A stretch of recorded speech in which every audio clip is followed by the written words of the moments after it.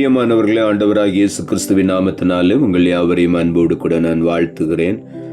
ஆண்டவர் கிருபையாய் நமக்கு கொடுத்த இந்த புதிய நாளுக்காக முதலாவது நாம் ஆண்டவருக்கு நன்றி சொல்லுவோம். இடைவிடாமல்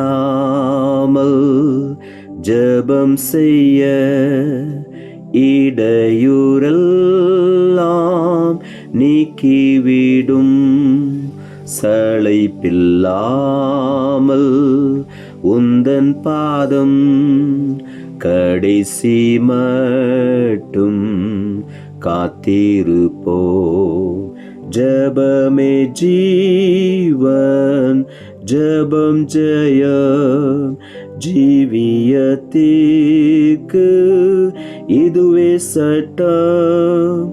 ஜெபமே ஜீவன், ஜெபம் ஜெயம், ஜீவியத்திற்கு இதுவே சட்டம்.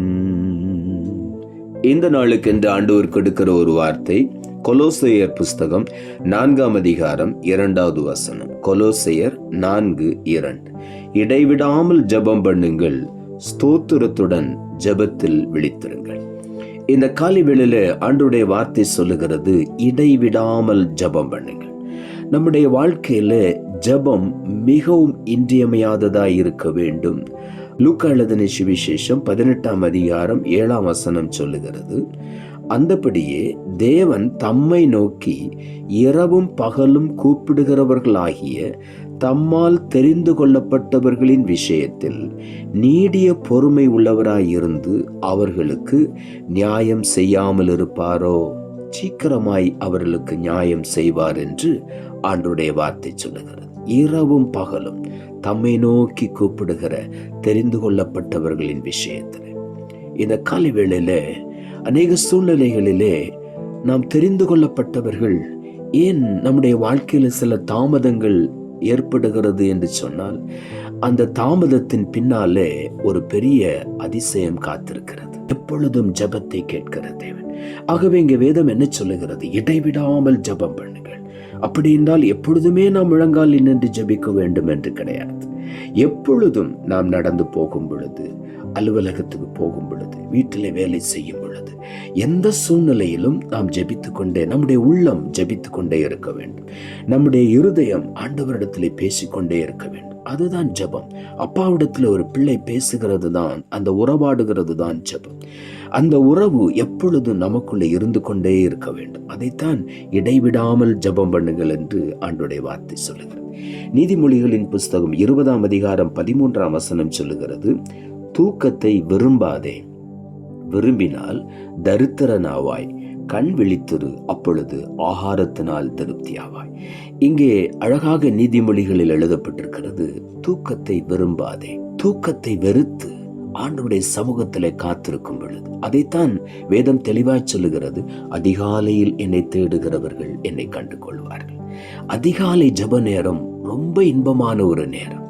அந்த அதிகாலை வேளைதான் நமக்கு இன்பமான நித்திரையும் இருக்கிற ஒரு நேரம். ஆகவே தான் வேதம் சொல்லுகிறது, அதிகாலையில் என்னை தேடுகிறவர்கள். இஸ்ரவேல் ஜனங்கள் அதிகாலையிலே வெயில் வருவதற்கு முன்பதாக போனால்தான் மன்னாவை பெற்றுக்கொள்ள முடியும். ஒவ்வொரு நாளும் புது மன்னாவை அவர்கள் சேகரிக்க வேண்டும். நேற்றைய தினத்தில் உள்ளது இன்றைக்கு அது கெட்டு போய்விடும். ஆகவே ஒவ்வொரு நாளும் அதிகாலையில் அவர்கள் எழுந்திருந்து மன்னாவை அந்த வனாந்திரத்திலே சேகரித்தார்கள். நம்முடைய இந்த வனாந்திர வாழ்க்கையில ஒவ்வொரு நாளும் புது பலனை பெற்றுக்கொள்ள வேண்டுமானால் அதிகாலையிலே கர்த்தரை நாம் தேட வேண்டும்.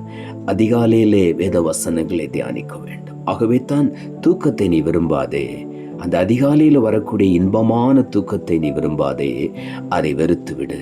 அந்த தூக்கத்தை விரும்பினால் தரித்திரனாவாய், கண் விழித்திரு, அப்பொழுது ஆகாரத்தினால் திருப்தியாவாய் என்று இங்கே எழுதப்பட்டிருக்கிறது. ஆகவே நாம் கண் விழித்து அதிகாலையில் எழும்பி ஆண்டவரை தேடுவோம். நிச்சயமாகவே நம்முடைய வாழ்க்கை ஆசீர்வாதமாயிருக்கும். மார்க்கு எழுதின சுவிசேஷம் 14ஆம் அதிகாரம் 37ஆம் வசனம் சொல்லுகிறது, பின்பு அவர் வந்து அவர்கள் நித்திரை பண்ணுகிறதை கண்டு பேதுருவை நோக்கி, சீமோனே, நித்திரை பண்ணுகிறாயா? 1 மணி நேரம் விழித்திருக்க கூடாதா என்று ஆண்டவர் கேட்டார். ஆண்டவராகிய இயேசு 3 பேரை, பேதுரு, யாக்கோபு, யோவானை அழைத்து கொண்டு அவர் தனியாக ஜெபிக்க உட்கார வைத்துவிட்டு சற்று தொலைவிலே போய் அவர் ஜெபித்துக் கொண்டிருந்தார். இவர்களிடத்திலே ஜெபிக்க சொல்லிவிட்டு போனார். வந்து பார்க்கும் பொழுது இவர்கள் நித்திரையா இருந்தார்கள். அப்பொழுதுதான் ஆண்டவர் சீமோனை பார்த்து சொல்லுகிறார், நீ நித்திரை பண்ணுகிறாயா? 1 மணி நேரம் விழித்திருக்க கூடாதா? இந்த காலை வேளையில நம்முடைய வாழ்க்கையில ஜெப நேரம் எப்படி இருக்கிறது? எவ்வளவு நேரம் ஏசப்பாவோடு கூட நான் விழித்திருக்கிறோம்? அதைத்தான் இந்த காலை வேளையில ஆண்டவர் நம்மிடத்தில் எதிர்பார்க்கிறார். அவரோடு உறவாடுகிற ஒரு நேரம், அது இன்பமான ஒரு நேரம். அந்த நேரத்தை நாம் தவறாமல் ஒவ்வொரு நாளும் ஆண்டவருடைய பாதத்தில் செலவிட வேண்டும். அப்பொழுதுதான் நம்முடைய வாழ்க்கையில தரித்திரம் மாறும், தேவனுடைய ஆசீர்வாதம் நிறைவாய் வந்து சேரும். 1 பேதுருவின் புஸ்தகம் 5ஆம் அதிகாரம் 8ஆம் வசனம் சொல்லுகிறது, தெளிந்த புத்தியுள்ளவர்களாயிருங்கள், விழித்திருங்கள்.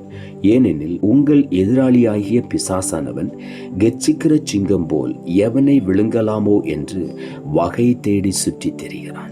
எதற்காக நாம் விழித்திருக்க வேண்டுமாம்?